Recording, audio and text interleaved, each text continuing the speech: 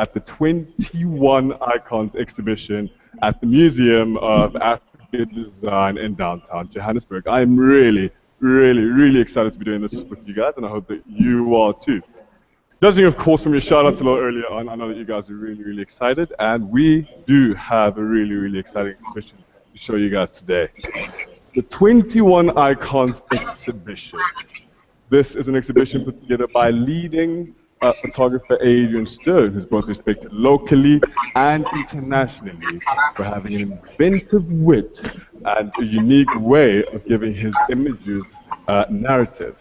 What that means, not only does he take incredible imagery, but he has a unique way of giving his photographs a story behind it that arguably makes the photography even more meaningful and even more beautiful.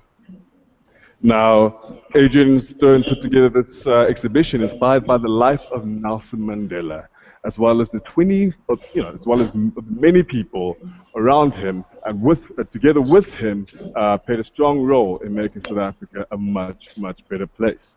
Of course, the Doodle for Google competition is themed the South Africa of my dreams, the South Africa of your dreams, and essentially the South Africa of our dreams.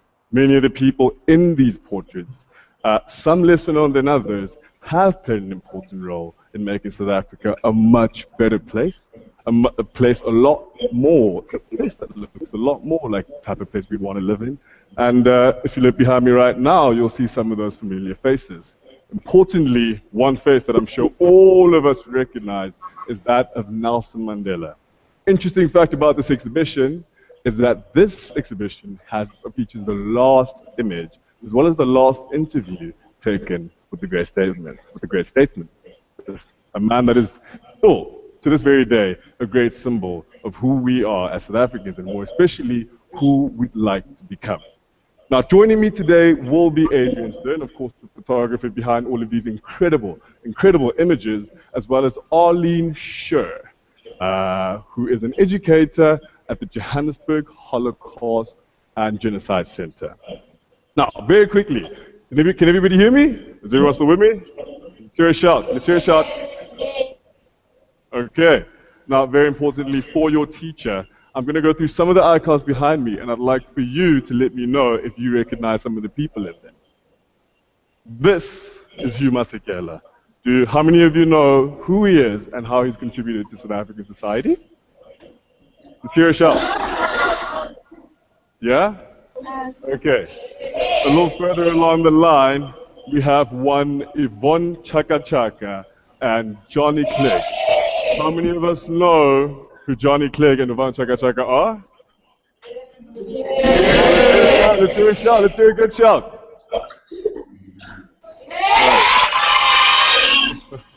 All right, there we go. Now, I've just been joined by Arlene Scher as well as Adrian Steirn. So what I'm going to do while walking again past these incredible images, I'm going to go over to them and I'm going to have a little chat with them about the imagery and, of course, about the theme, which is the South Africa of my dreams. Just come with me, if you will, very quickly. Looks like Siri's joining the exhibition. Cool. Hi, guys. How are you? Very good, thank you. Adrian Steirn. For everybody, this is Adrian Steirn, the photographer behind this incredible exhibition. Let's hear a big hello to Adrian Steirn. Alrighty then, and this is Arlene Scher. Arlene Scher is an educator at the Johannesburg Holocaust and Genocide Center, and a little later on, she will be doing an exercise and some activities with us. So do get your pen and papers ready. Clear? Over? Alright. Thank you. I'm just going to speak to Adrian very quickly. Tell me, Adrian, what inspired the exhibition and what was some of the motive behind it? The inspiration for the exhibition was really to photograph and document South Africa. As an Australian who's been living here for the last 7 years, a big issue that I had was narratives of a country that was simply just one man. The rest of the world looked at South Africa and really, I think, understood South Africa from the Nelson Mandela perspective. And not much focus was given to the existing community. And the community that I had sort of met, that I had immersed myself in, this community was an amazing community. It was sustainable, it was positive, and as a photographer and a filmmaker, we decided to photograph it and document it. Nice. Can you tell us more about yourself and why you started taking photography and what motivated you as a person to look into such great photography? Photography for me was something that I sort of started at around age 20. I became fascinated with telling a story with the camera. Not so much into commercial photography, although my first 3 or 4 years I was a commercial photographer in Sydney. I did become fascinated with this concept of telling these stories. All these prizes, all these awards you see for the Pulitzer over the years, and I'd sit there and look at this book. And I'd turn the book over and I'd look at these photos, and every one of these photos just told such an extraordinary story about the communities, the cultures, all over the world. And fortunately for me, my camera has taken me literally to every continent. Wow. Amazing. That's amazing. What was it like to take photography at Nelson Mandela, particularly at such an important stage of his life? Look, it was an extraordinary experience. I mean, something that I'll never forget, something that I'll always value. But I think for me, the entire collection probably has more value to me personally than just one individual. The focus on this whole thing was a collective rather than just the individual. And here in South Africa, that's what we have. We have this strength of community every single day. And I really wanted to sort of to show that, and took 5 years to create, but we got there in the end. Sweet. I think let's show that. We're just going to go through some of your images, Sure. if you like. And I mean, we'd love it if you were to tell us more about each image, what inspired it, the idea behind it, and you know, what it was like. Icons muted. This is an image of the Archbishop Desmond Tutu. This was, again, taken by Adrian, and it's called The World Needs Another Tutu. Adrian, can you tell us more about it? For me, Desmond Tutu was just the most exceptional human being. He combined humour with honesty, with integrity, and I find it absolutely beautiful that we've got a Nobel Peace Prize winner living in Milnerton, in a very humble house in Cape Town, and still, every single day, he is this country's moral conscience. And the concept was very simple. It was a play on his name and the fact that we need another Tutu. He's not a young man anymore, and we're looking for South Africans to fill their shoes. And this was one of the first portraits taken in the collection, and it was just the most unforgettable day that we spent with the Archbishop. He was friendly. He made us feel all completely comfortable. He cracked jokes. He's just a wonderful, wonderful human being. Incredible. It kind of looks like he's, you know, like he's a magician pulling something out of a hat. Yeah. Got the tutu suspended. If you have a look, you can just see the fishing line here. And you've got Desmond, the Archbishop, standing next to it. He was just in the middle of dancing next to that tutu. And I think that's the magic of photography, being able to freeze that moment, capture it, and this is the image. And you've got that look in his eyes, very playful, very much, I think, an insight into his personality. No doubt. I'm sure many of us will remember just how playful the Archbishop Desmond Tutu can become and be when he screamed "Yippee!" at the 2010 FIFA World Cup opening concert. That was really fun for me. That's certainly one of the highlights. Yeah. He's an unforgettable human being. He really is. Here we have Lillian Tringo. This is a portrait of Lillian Tringo. Lillian Tringo, like Adrian wanted to do, is one of the lesser known but equally important people in our country who have contributed strongly. She, in fact, was recognized in 1975 by Queen Elizabeth as the best neurosurgical surgeon in London. And that's phenomenal.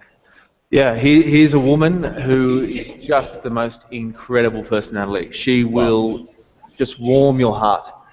She lives here in Johannesburg. She's still very, very active. This lady taught herself to drive a steam train to get... Amazing. Yeah, extraordinary. And that was to get medical help to rural South Africa. So out to 250,000 South Africans. She taught herself to to drive that train. She's a nurse. She was yeah, absolutely. No way. Yeah, completely.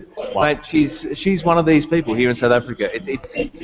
There are so many South Africans doing incredible things, and she really captured the entire team's heart. And you've got to imagine as well, you've got to understand that this project went out to 130 million people around the world. A narrative of a positive South Africa went into the Wall Street Journal, the London Times, the Australian for 5 months. Okay. And people like this really, I think, took the world by the hand and asked them to feel, to sort of investigate, to understand South Africa that has so much to offer. No doubt, that is an incredible image. It's really, really beautiful. Can you tell us about the concept behind it? Yeah, the concept was very simple. She's a nurse. She was awarded Neurological Nurse of the Year in the UK by the Queen, as mentioned. And this portrait is all about a very strong portrait that says nursing is enough. Wow. Nurses do the most extraordinary job in this community. We wouldn't know ourselves without them. And here is a lady who is so humble about who she is, about what she does, and we really wanted to celebrate that. And so it's a really strong portrait, looking out into the distance. We've got the little badge here, very clear what she does, who she is, and I feel very, very, very blessed to have met her. She's a wonderful, wonderful woman. I think one of the key things here, I think one of the key stories that you're trying to tell here is the fact that anybody can be an icon, no? Absolutely, man. I think it's all about applying independent thought. I think it's all about having integrity. I think it's all about really making your own way. And I think it's all about giving back to your community. No doubt. And all these people here in different ways have done that. Very importantly, with your pen and paper, not only do you have to use that for the activities with our lead, but also tell your own story. Tell the story about somebody in your own community who's doing incredible things. A Lilian Trimo, a Kumi Naidu, and so forth. This is really, really what is at the heart of this exhibition. And now another very, very well-known icon of South African history is F.W. de Klerk. FW, this was one of the portraits that really broke ground for us. FW, for those who know him, you guys, most people know FW. He's a Nobel Peace Prize winner. He shared it with Mandela, but he, in many ways, had become South Africa's forgotten man. And look, in many areas, he's a controversial icon, but he played a massive role in this country's democracy, and there's no doubting that. So I wanted to create a portrait that was revelationary, that would make people sit up and listen and perhaps re-look at F.W. de Klerk, the man. And the concept was around a man who, what he did for his country, putting him in the lotus pose, in his suit, without his shoes on. And this was a portrait that really broke ground for the project. To get him to do this... Yeah. How did you manage that, dude? Mate, how do you get a man of his stature, of his intelligence, of his seriousness? He bought into it. He bought into it. I think he understood the satire. He understood the humour. He wanted to be a part of this project, and I think he was not entirely comfortable. I've got to be honest with you. I asked him to take his shoes off about 3 minutes before the actual shoot, but that was up in Franschhoek Pass. You can just see Cape Town in the background. But yeah, this shoot will always have a very, very special place in my heart because F.W. de Klerk made this project for us. It really created momentum for us off the back of this portrait because every single person who saw the photo here and abroad thought this was incredible. This project is worth looking at. And I think the lesson there for me was thinking independently, doing something different, applying yourself and trying to get a result that will make people sit up and listen. This is a man, of course, that was, he literally went against the grain, went against the thought of many people like him, many people in his own circle, to do what he knew was absolutely right, no?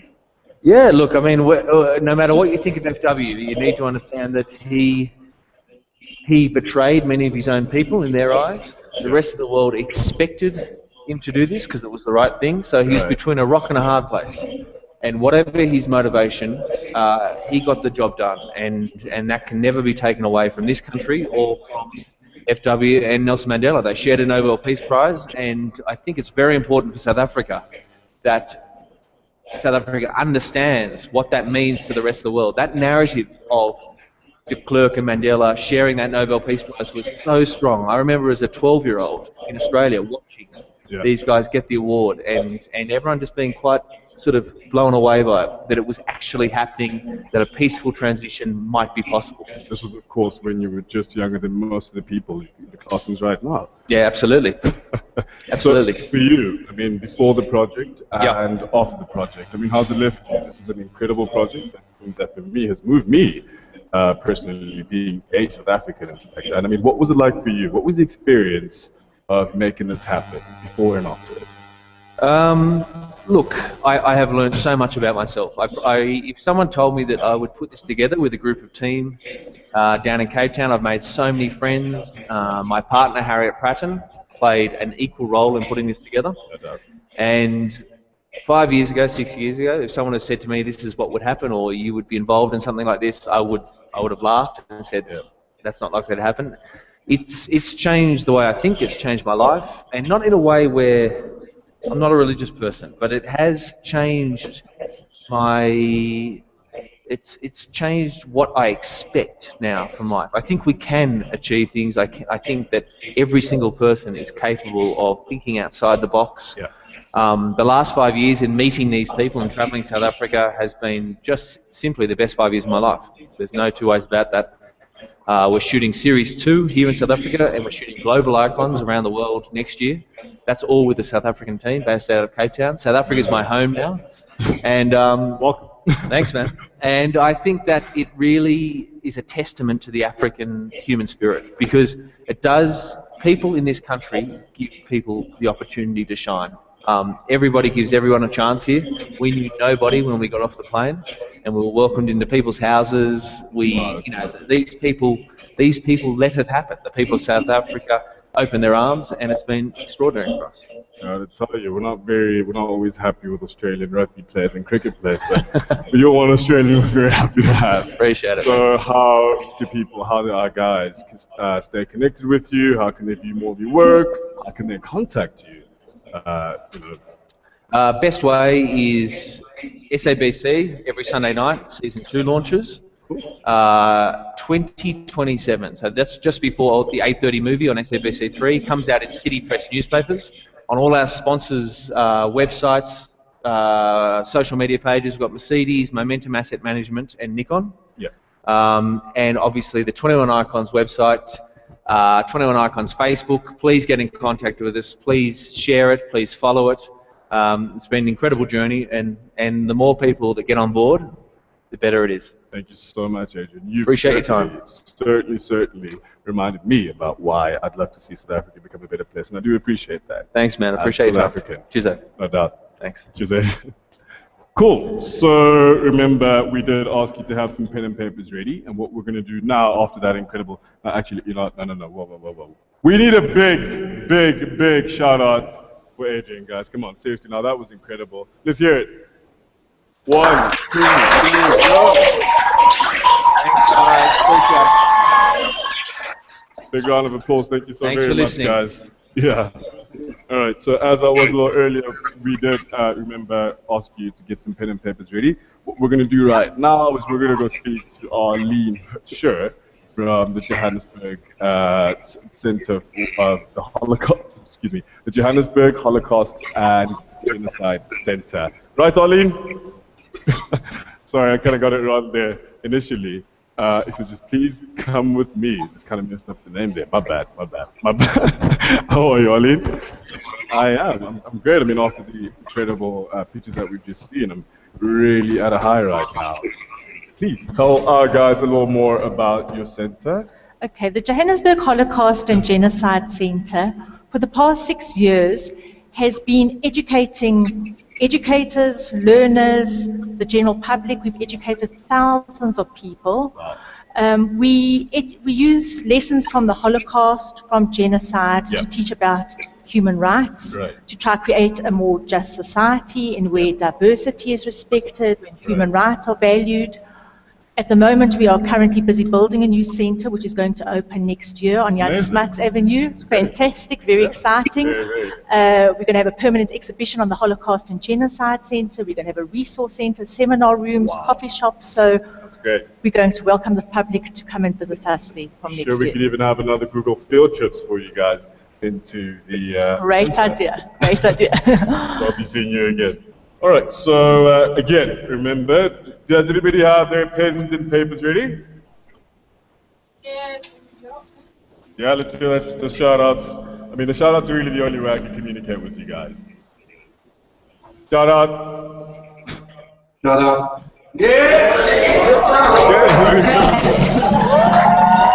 All right.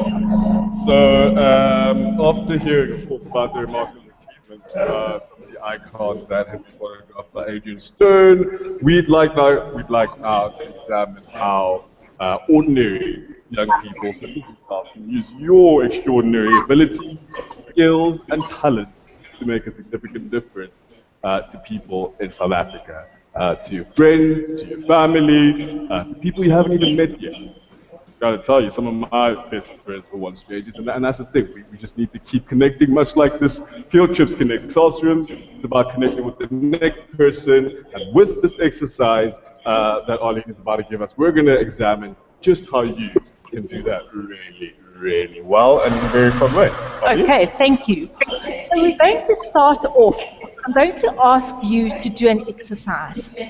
What I want you to do is I want you to speak to each other in pairs. If you're sitting at a table where you're odd numbers, you can talk to each other in threes. And listen carefully to what I want you to do.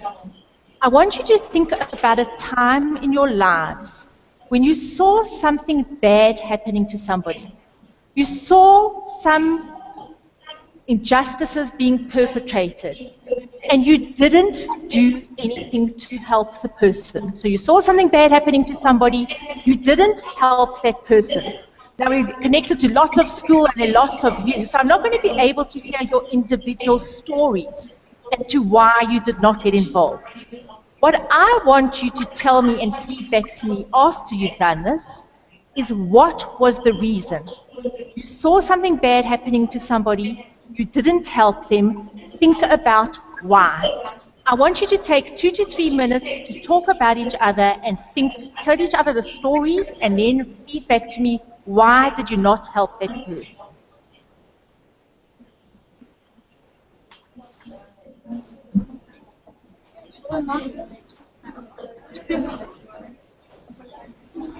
Uplands and Bishops, when you've finished, we just like a representative from each of your school to feedback some answers to us. So 2 or 3 students, learners from each classroom, from Uplands and Bishops.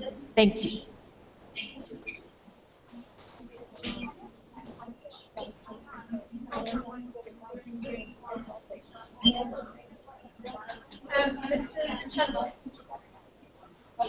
You could just 2 to 3 yeah.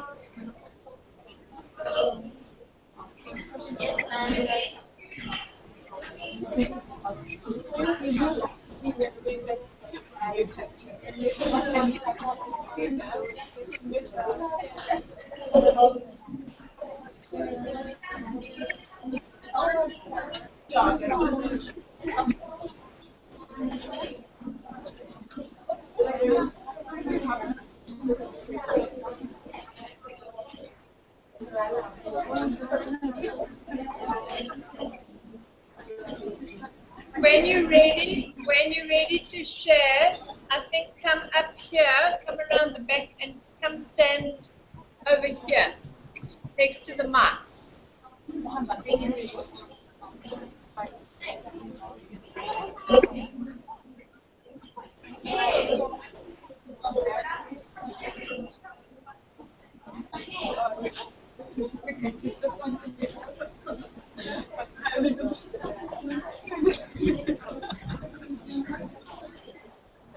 If you're ready to feed back to me, you saw something bad happening to somebody and you didn't get involved. What was the reason? Why?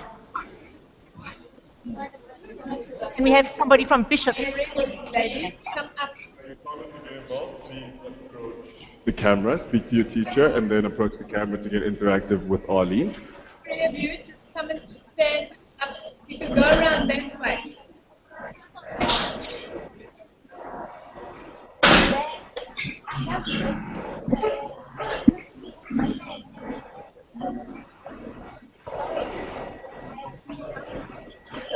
Okay, apparently somebody from Hill College wants to respond.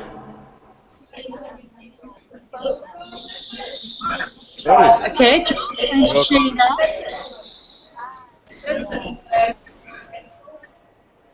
Okay.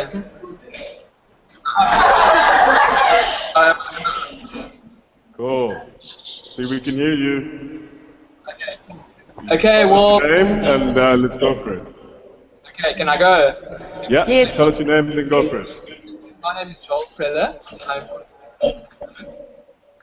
My story was, I was at before Hill College, there was an incident in the bus. Okay, sorry, I'm sorry to stop you there. We're not going to have time to actually hear the story. I just need to hear the reason. Why did you not get involved? What was the reason for not getting involved? I never got involved because nowadays, involved in something like that, you'll be penalized by, or punished, in other words, by the teachers. No matter what you've done, you always get punished. Can you repeat that? Sorry, very sorry. Nowadays, don't really care what you say. If you're not getting involvement with what happened, you always get punished. Okay. Because everyone lies. Right. I think we're going to have to go to Bishops very quickly, but we will be back and we'll fix the sound issues on that end. Bishops, please step forward. Student from Bishops, tell us your name and go for it. Please give us your reason as to... It's St. John's. Okay, it's St. John's.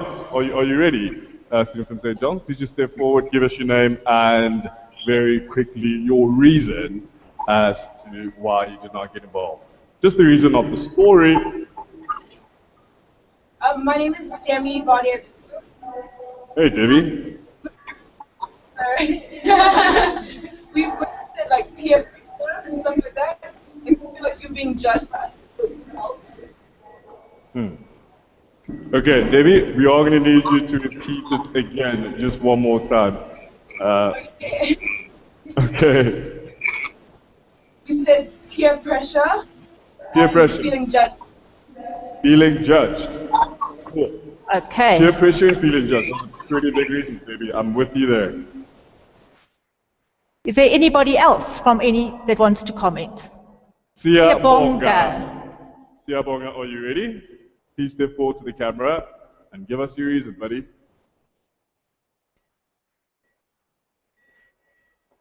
Siyabonga. Okay, someone is coming. Hey, buddy. Okay, Siyabonga, can you start from scratch? Can you just start over very quickly, bud? Hello. Hey. How are you? I'm good. How are you? Can you give us your reason, Siyabonga? My name is Buitumelo Mkitimi. Come again? My name is Buitumelo. Witumelo. Yes. Hey, buddy, please give us your reason.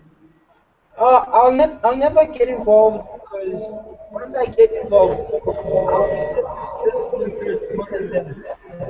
Sorry, did you hear that, Arlene? I didn't quite get that. Was that because you were scared that they were going to turn on you? Is that what you said? Yes, they'll turn on me. They'll hurt me badly. Okay, so you were scared that it might happen to you. Yes. Okay, everybody. So, I want to move on now. Listen to me carefully what I want you to do. We're going to do the same exercise again. Again, you're going to turn to the person sitting next to you, and you're going to tell each other about a time in your lives when you saw something bad happening to somebody again, but this time you did get involved. This time you decided that you needed to help that person. Again, we're not going to be able to hear all the stories. What I want to hear from you again is why. Why this time did you feel the need to intervene and help? Take 2 minutes and talk to each other. Cool. Okay. Students, are we going to be able to do this? We want 2 students, one from Bishops and one from St. John's, to come to the mic. Uplands and St. John's. are going to come to a mic and you are actually going to tell each other your stories about what happened to you. If we can have a representative from each of those schools. That's pretty interesting, Arlene. Do those come up often? They actually do come up all the time. These are the same sort of, and mainly the fear, which is what we're going to have a look at, why people choose not to get involved from fear. Very, very interesting.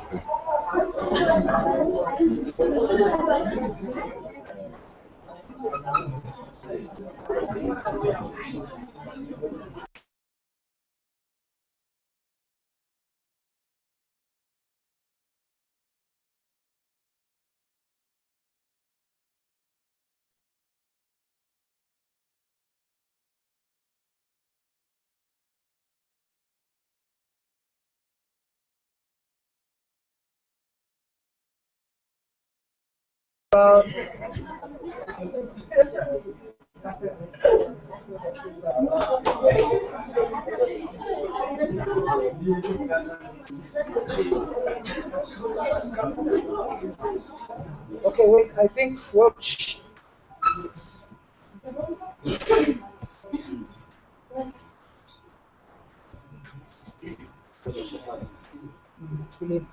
Okay, everybody.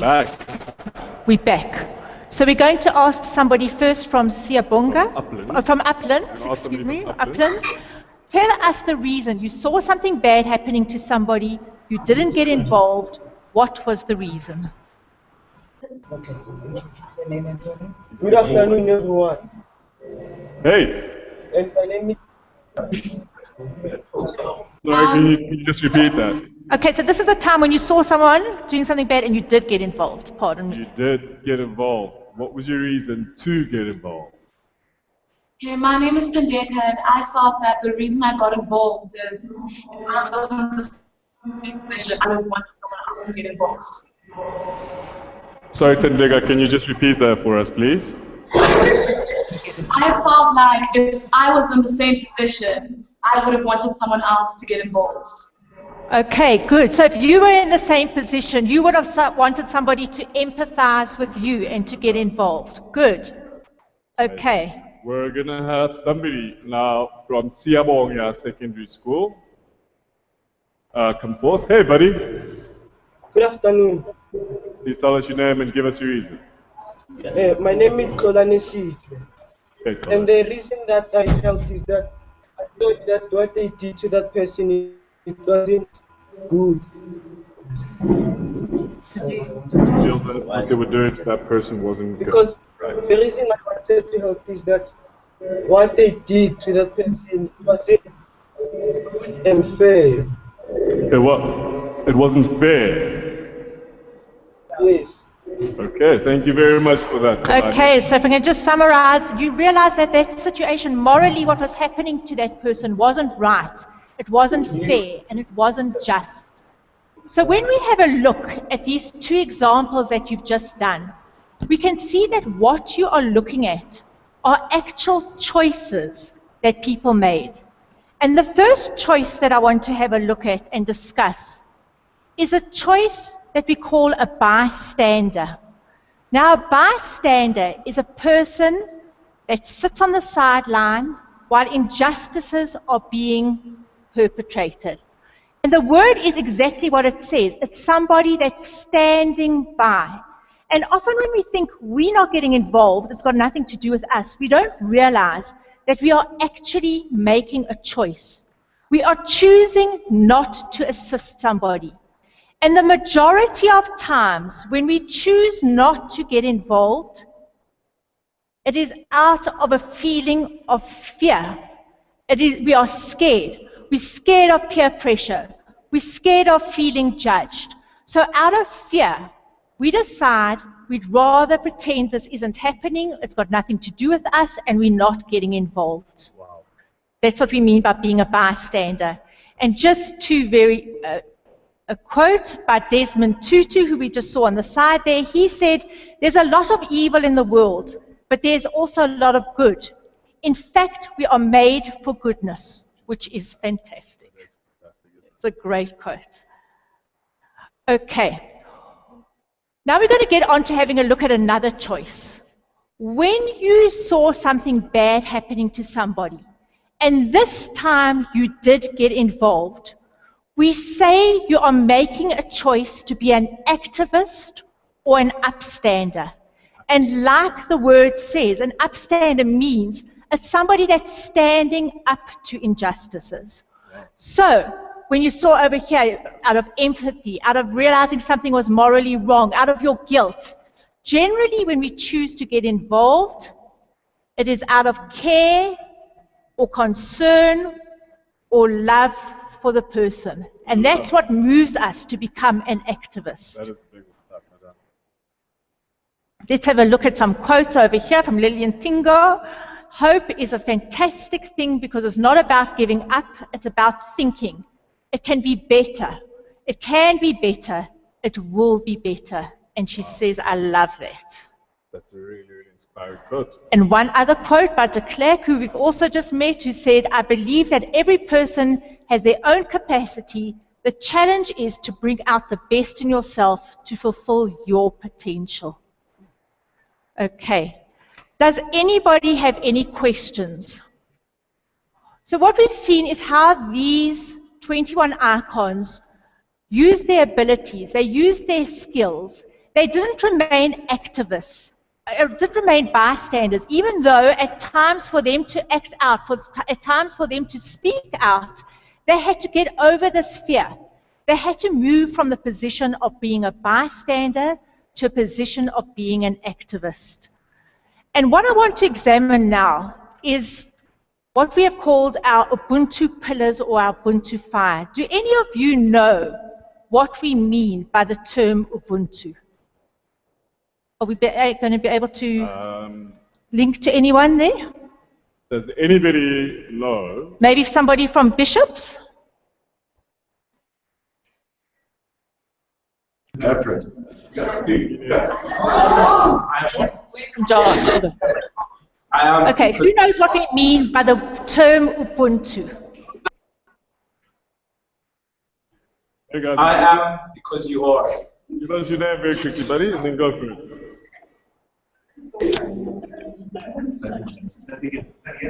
I am because you are.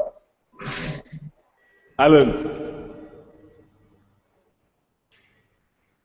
Okay, go ahead. Go ahead, buddy. Go for it, man. Can you hear it? I am because you are. I'm sorry, come again? I am because you are. Good, okay, great. So Ubuntu actually is an ancient African word meaning humanity to others, and it also means exactly what you've just said. It means I am what I am because of who we all are. So I want to tell you a lovely story about Ubuntu. There was an anthropologist who went to an African village. And when he got to the village, he saw a whole group of children sitting down. And he brought together this huge, beautiful bowl of summer fruit. And he put it under a tree. And he said to the children, what I want to do is on the count of 3, I want you to get up and run to that bowl of fruit. And whoever gets there first, that bowl of fruit is yours. So, are you all ready? They were all ready. He said, on your marks, get set, go. And he expected one child to get up and dash towards this bowl of fruit. Instead, what happened amazed him. The children all stood up together. They held hands. Wow. Slowly, they all walked together. They circled the bowl of fruit. They sat down and they shared it amongst themselves. And this anthropologist was blown away, and he went to the elders of the village and he said, I don't understand, what actually just happened here? And they said to him, this is how we live. We live with the spirit of Ubuntu. How can one person be happy when others are sad and others are deprived? Wow, that is an incredible story. Beautiful story about Ubuntu. Jeez, thank you so much, Arlene. Great. So what I'd like to do now is to finish off. Hopefully you've learned to be inspired to move from that choice of being a bystander towards being an activist. And what I'd like you each to do is to take that piece of paper that you have. I would like you to create a symbolic Ubuntu fire. Now, we have done that. We have been doing workshops at the Museum of African Design for hundreds of children over the past few weeks. The children take a piece of paper, and on that piece of paper, they write their commitment towards improving the lives of their communities, their schools, their homes, South Africa in general. And we want you to do the same. We want you to take a piece of paper. I'd like you to write, how can you personally, how can you individually change an injustice in the world? What can you do to create a better society? It can be in your home, in your school, in your community, or South Africa at large. I'd like you to write that on a piece of paper, and then you can either create in your classrooms your own Ubuntu fire, or you can put it in a container as a symbolic fire, and together that will illustrate your class's commitment to trying to improve your lives. Adrian, yes. This is really interesting, the Ubuntu fire is about. So we've just asked some guys to use some pen and paper and write down some of their own things. What would go onto your piece of paper? I think actually I've been very focused on independent thought and community, and how we combine both of them. Right. I think it's an interesting concept. How do you think independently but live amongst others? I think Ubuntu is something that you can hear and you can listen, but until you actually experience it, it's very difficult to really understand how significant it is. This combination of independent thought and community for me is such a big thing, because you can't break through without independent thought, but there's no point in breaking through without taking your community with you. Wow. So you look at what Mandela did, you look at all these people, every single one of these people, all Mandela did in 1990 was think independently. He had millions of people wanting bloodshed. Yeah. He had an apartheid government who wanted conflict, and he thought independently. And through dialogue, through getting people to understand Ubuntu, I think he convinced people to come along with him. And that's what community is all about. It's it's building a robust community through dialogue. Importantly, the same thing that FW de Klerk, the same decisions that FW de Klerk had to make, as well as some of the people here. Absolutely. I mean, one of the interviews that really hit me very, very hard was Kumi Nodu, who said to sit back in the face of injustice is to be just as bad as the people involved, and that really, because ambivalence, to sit back and not get involved, to not put your hand up, is the catch cry of many. To be honest with you, we all have been guilty of it. We all do it. And that it exactly ties in with this lesson of being a bystander, moving from that bystander of watching and doing nothing to becoming the activist, to becoming the upstander. Absolutely, and I think activism, I mean, 10, 15, 20 years ago, activism was definitely over there. You're marginalised, or you're the long-haired hippie, or you're the tree hugger. But now, presently, activism is the catch cry of every community around the world, because we're all trying to make this place better. So true, so true, so true. We have a question from Durban High School. We have a student from Durban High School that's got a question for both Adrian, for one of Adrian or Arlene, I would imagine. Please ask your question, bud. Please just state your name very quickly, and please ask your question.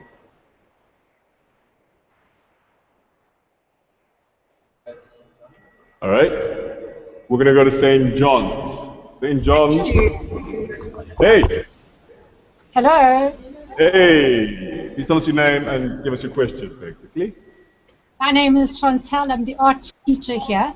I'd love Adrian to take us to see the Helen Sabidi photograph, because all the girls have studied her, and I'd love him to hear why he photographed her like he did. I think we could go through this. Just come again very quickly. Did you hear that, Adrian? Take through the creative. Can you just ask your question again very quickly, Chantal? Thank you. Chantal? Just the specifics of the question. Helen Sabidi, what was the specific question? I wanted you to explain to them why you photographed her like you did. Gotcha.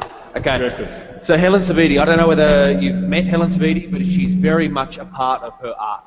So I wanted to take a portrait of her that was immersive, that involved her in what she did, because her process, her life, is very much about what she makes every single day. So we took one of her large artworks in her house, we opened it up like this, not completely, and we put her in that art. And I love the way her dress almost put her in that painting. If you look at the two hands, we had two options. We had Harriet, the creative director's hands over this side, and we had Swati Dlamini, Nelson Mandela's granddaughter's hands on this side. And they were holding it initially for me to get it straight. And I had an option to take them out of the photograph. But I love this sense of community, back to the Ubuntu, back to everything we do together, and we included the hands in the photograph. That is amazing.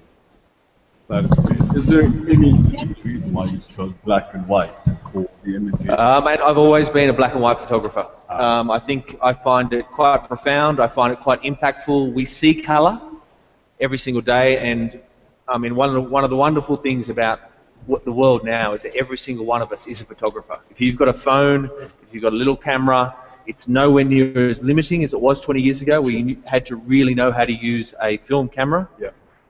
These days, the entire world is capturing what we see, what we do. And for me, black and white works. Everything I shoot black and white. Sure, all our Instagrammers out there would agree. Ollie, are we going to go back to the exercise? We are complete with with the education side, and is there any further questions? We just hope everyone takes away the message that in your own way you have the power, you have the ability to find something good in yourself to also make a difference. Like the 21 icons, if you work to becoming an activist, if you move from that position of being a bystander, together we can all achieve that spirit of Ubuntu.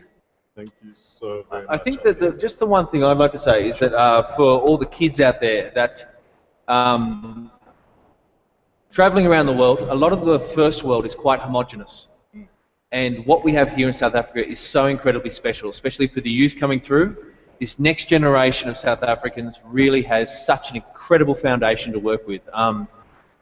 There are so many things that are right here. And with a little bit of application, a little bit of work, a little bit of togetherness, and I think a lot of energy, this country has the most extraordinary potential. And I'm just happy to be a part of this community. Just even what's happening here today, all these people, no one here gets paid. Everyone shows up and wants to do something because they want to do something for this community. So from Google's perspective, everyone's perspective here, I think I just find a wonderful togetherness here in South Africa, and I really hope that that next generation takes that through. I absolutely could not agree more. Thank you so Perfect. very much. Thank you, thank you, exercise. Lee. Thank you. And again, thank absolutely all of you. Like Adrian said, everybody here was very, very excited to be doing this with you, especially as young people in our country that are up and coming. Thank you to Tolani, Tanda, Devi, Chantal, and everybody else that had a question to offer. You guys have been absolutely phenomenal. And yes, let's set that Ubuntu on fire. Great, thank you, Lee. Arlene, just very quickly, how can people get in touch with the Center? Okay, so the best thing in terms of this exhibition would be to contact me on arlene@jhbholocaust.co.za. And any further queries about the centre, we can, in our educational programs, we can answer those questions as well. Thank you. Thank you so very much. Also remember, this is not our last Google Field Trips. There will be more coming in months to come, and we do look forward to you guys joining us. If you know of any more schools that, of course, would like to take part, you are very, very, very welcome to do so. My name's Lee Mulifi. Arlene Scher. Adrian Steirn. And thank you so very much for joining us today, guys. We'll see you guys next time.